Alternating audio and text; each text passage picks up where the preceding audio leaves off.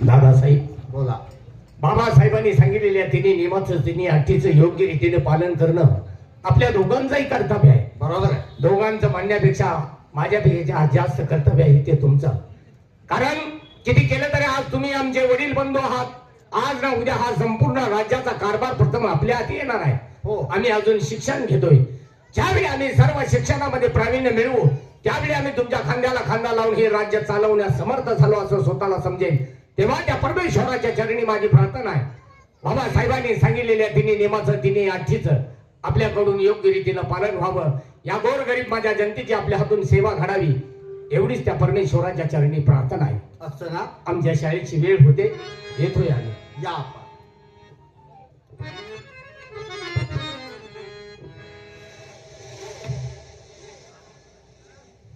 अरे वा, आज खाजा दरबार भरून 3 अट्टी घातल्या काय म्हणे.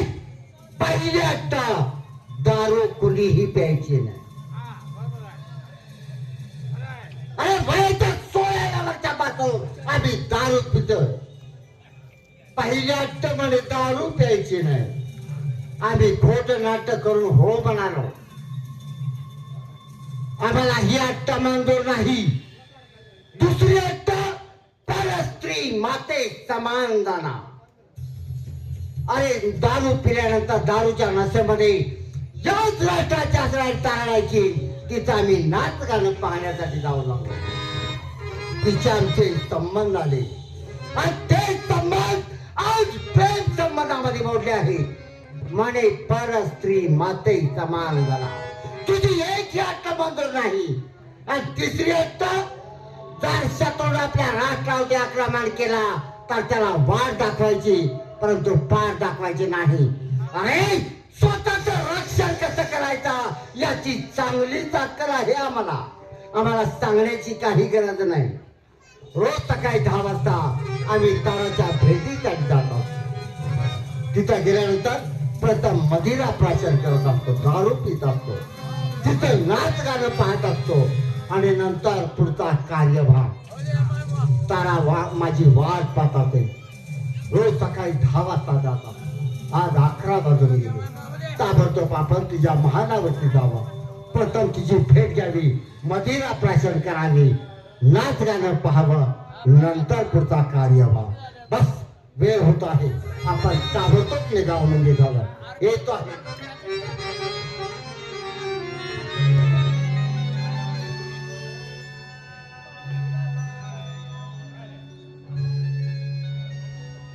या राष्ट्राचं मी तारण ऐकले नाही. आणि ह्या राष्ट्रामधले थोरले युवराज त्यांचं आणि आमचं गुप्तधरीचं प्रेम आहे. पण हो रोज 10 वाजता येतात आमच्या भेटीसाठी. पण आज 11 वाजून गेले तरीही त्यांचा पत्ता नाही. असू द्या थोडा वेळ वाट बघावी म्हणजे झाली. आणि जरी तिने आले तर मी त्यांच्याशी बोलणारच नाही.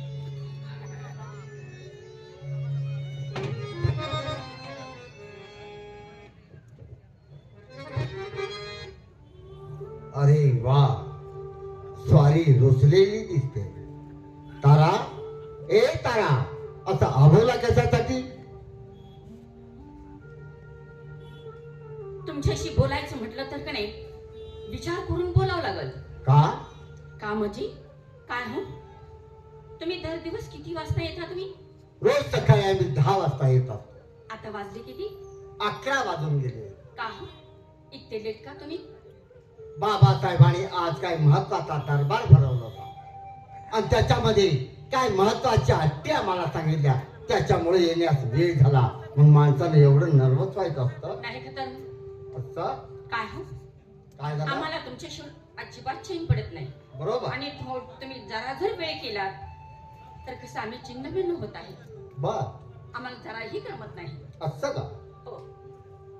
तारा, आणि तुम्हालाही सोडून आम्हाला एक क्षण देखील करमत नाही.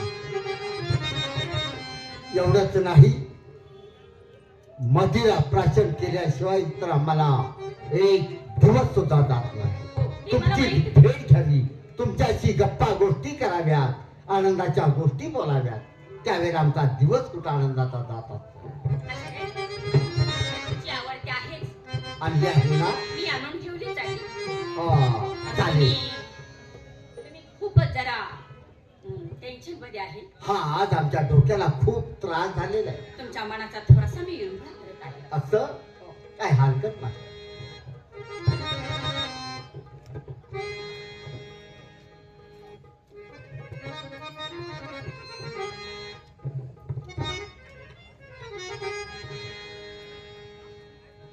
तुम्ही काय काळजी करू नका. तुमची आवडते आणायच लागले. असं ना? हो.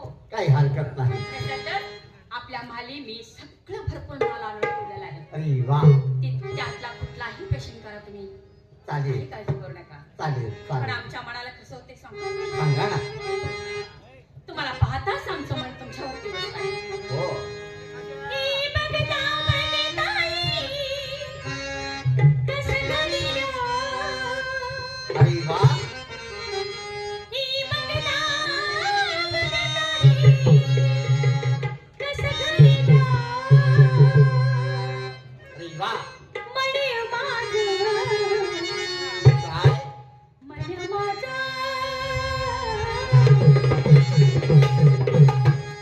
मन माझं तुम्हाला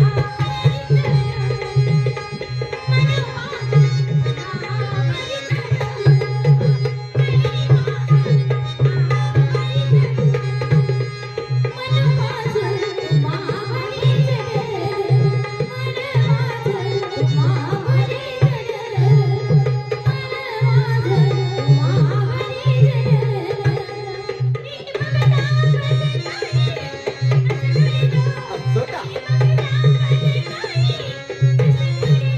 अरे वा, काय?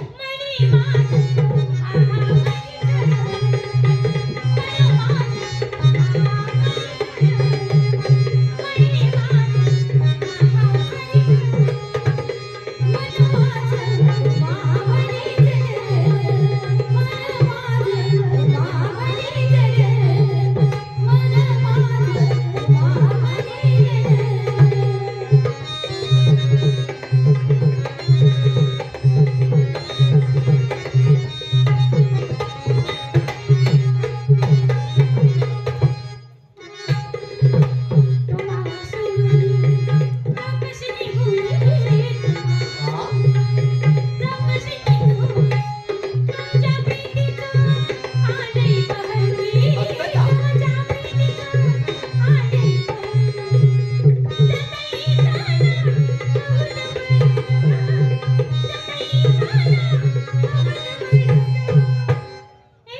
काय?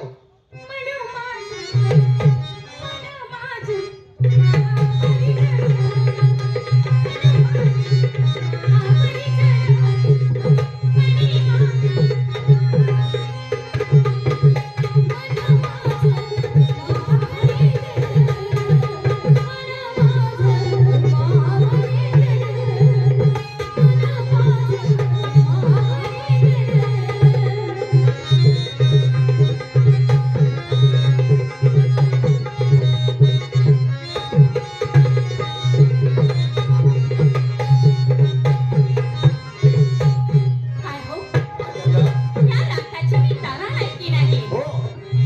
पण कुणावरती माझं प्रेम बसलं नाही, पण तुमच्यावरती बसलं. असं? मला कुणाचीही कदर करायची नाही. असं? बर.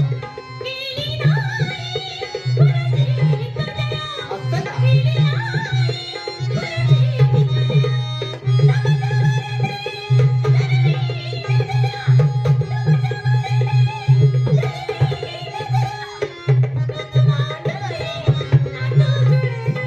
असं? अरे वा, काय? मन माझं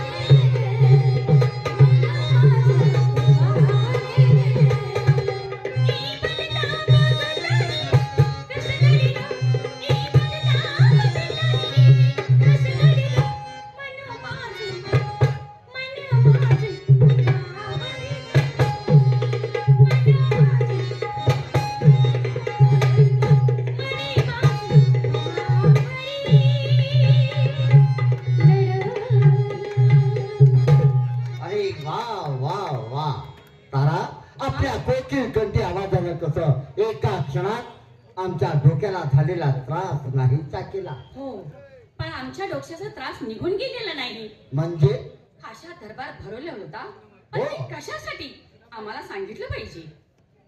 बाबासाहेबांनी काय महत्वाच्या अटी सांगितल्या ते त्याने कोणत्या? सांगायला हव्या. नाही का तर मग असं आज खाचा दरबार भरवला आणि बाबासाहेबांनी सांगितलं काय? पहिली अट्ट दारू कुणीही प्यायची नाही. काय? हो, आणि तुम्हाला तर त्याची शोध चैनच पडत नाही. दारू पिल्याशिवाय एक क्षण देखील जात नाही. आम्ही त्या ठिकाणी खोट हो म्हणालो, बर, पण त्यांची अट्ट मला मंजूर नाही. दुसरी अट्ट ते कोणती? पर स्त्री माते समानता काय मग तुम्ही आम्हाला विसरणार? नाही तारा, आम्ही तुम्हाला विसरू शकत नाही. मग फक्त खोट आम्ही दरबार मध्ये हो म्हणालो. बघा नाही त्याची एक अट्टा मला मंजूर नाही. बघा नाही तर त्यांच्या शमी तुम्ही खोटं बोलणार आणि ते सगळं खरं झालं तर काय करायचं? नाही. आणि तिसरी अट्ट, जर शत्रूनं आपल्या राष्ट्रावरती आक्रमण केलं तर त्याला वाट दाखवायची, परंतु पाठ दाखवायची नाही. हे मान्य आहे मला, असं ना? हे खरं बोलत, पण दोन अटी काय मला मंजूर नाहीत. पण आम्हालाही मंजूर नाही त्या. पण काय हो, काय झालं? एका गोष्टीची तुम्हाला आठवण येते का? कोणत्या? काय हो, तुम्ही काय म्हटलं होता?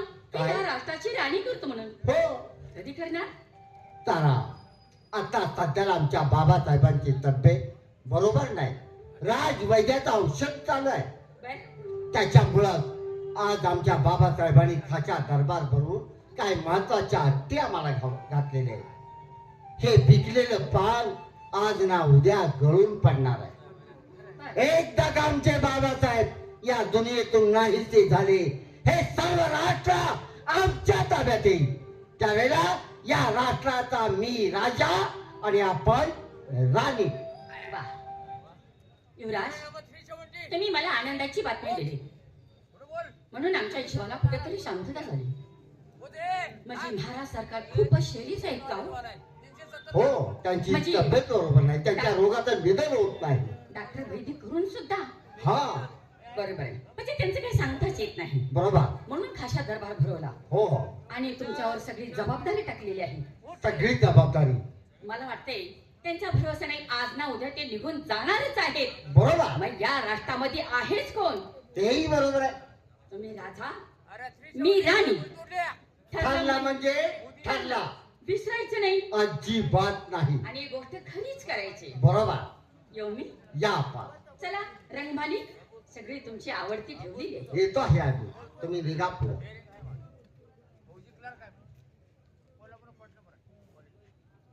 दारू पिण्या अगोदर हवालदार बाहेरच आहे. त्यांना बोलावून घ्यावा आणि महत्वाची कामगिरी त्यांच्यावरती टाकावी. एकदा का कामगिरी टाकली की आम्ही मोकळे झालो, मदिरा प्राशन करायला मोकळे झालो. हवालदार,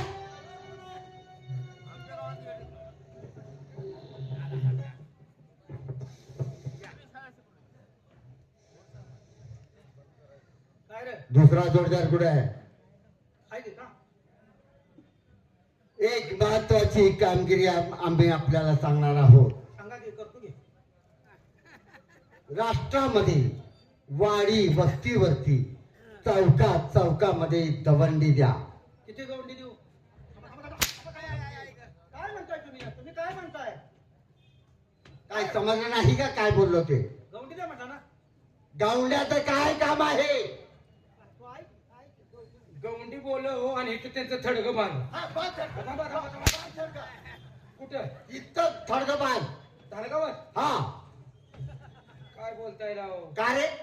इथं थडग बांधल्यावर प्रत्येक वर्षी पाचच्या गावात नाही तुम्ही फुलं टाकून जायला. हा, लगेच फुलं टाकायची तयारी कर. तुम्ही काय म्हणता मग? अरे गवंडी नाही, मग दवंडी हा. डांगोरा. बर, काय म्हणून दे का? ऐका, बर, उद्या सकाळी 10 वाजता हा. थोरले युवराजे देवीच्या दर्शनासाठी येणार आहे. बर. त्यांच्या अगोदर जर कोणी दर्शन घेतला तर त्याला 5 हंटरची शिक्षा दिली जाईल. चला अशी दवंडी द्या. चला पुढल्या चौकात. असा तुला म्हणणार मी, तुला म्हणणार चला पुढल्या चौकात. मला वाटत नाही आता हे दोन कार्यक्रम काढतोय ते. प्रत्येक ठिकाणी धप्पं खायचंच काम काढतोय मला सांगा ते काय मूर्शी आणणं म्हणजे तुला स्वतंत्र सांगायला हवं. त्याशिवाय मला कसं कळणार? ठीक आहे, ऐकावंय का? हा उद्या सकाळी 10 वाजता काय? थोरले युवराजे देवीच्या दर्शनासाठी येणार आहे. त्यांच्या अगोदर जर कोणी दर्शन घेतलं हा तर त्यांना 5 अंतरची शिक्षा दिली जाईल. आता पुढला एकच चौक राहिलाय. अहो, एकमेकाला आम्ही म्हणणार सगळी दौंडी मला द्यायला हवा. तुम्ही काय करणार आहे? अहो, आमच्या दोघांचं चाललंय या तुमचं ऐकलं दौंडी देतो आम्ही, काळजी करू नका. लागा कामाला. थांबायचं तुमच्या एकच देतो दौंडी. चार कामामध्ये हाय गई केली तर आमच्याशी गाठा. इथंच थांबा, दौंडी देतो. आखा तोर बाबा हनुमान महाराज की जय. इथं खेळ चालू केलास काय? तुला दवंडी जाय सांगितली का खेळ चालू तू केलाय? दौंडी देतोय का डोंबऱ्याचा खेळ बघितलायस तो? ऐका म्हणते ती की हाय खा म्हणल्यावर मी आम्ही बोंबलो 2 रुपये बक्षीस म्हणतो. ऐका म्हणून दौंडी द्यायची नाही. ऐका असं बोंबल की काय खा आम्ही देतो. ऐका उद्या थोरले युवराज महाराज देवीच्या दर्शनाला जाणार आहे. त्यांच्या अगोदर कोण जाईल त्याला 5 अंतराच्या फटक्याची शिक्षा देण्यात येईल. Hello hello hello.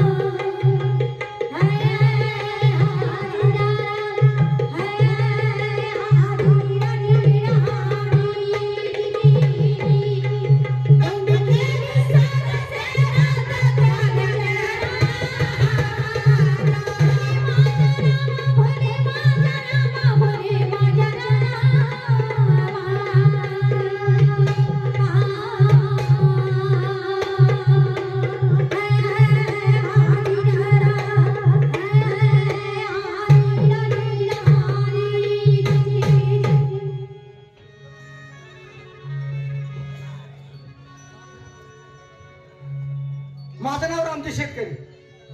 गावाला दुष्काळ पडलाय. जनावर ढोरं विकून टाकली, विहिरीत पाणी नाही. किती दिवस उपाशी मारायचं? माझ्या बहिणीचा विचार करतो आणि हे गाव सोडून कुठेतरी दुसऱ्या राज्यात गेलं पाहिजे. तेव्हा बहिणीला बोलून घेतलं पाहिजे. मंजुळा, ए मंजुळा, बोला. अरे काय बोलायचं आता? किती दिवस उपास मारायचा आता? बरोबर आहे. जनावर ढोर विकून टाकली, विहिरीत पाणी नाही, दुष्काळ आपल्या 5वीला पुजलाय. या गावात राहून काय उपयोग आहे का? दादा, अहो पाऊस नाही, पाणी नाही, हो, जनावराला वैरण नाही खायला, अहो रानात काय पिकत नाही, आपलं पोट कसं काय भरणार? बरोबर आहे तुम्ही म्हणताय. आपण काय करू? हे राष्ट्र सोडून आपण परक्या राष्ट्रात जाऊ. वा, मला बी तेच म्हणायचं होतं. तिथं काबड कष्ट करू आणि पोटासाठी निर्माण काहीतरी केलं पाहिजे. बरोबर, देवाजीनं पुढचं साल तर चांगलं येईल, पाऊस पडला तर परत येऊ आपण. काय हरकत नाही.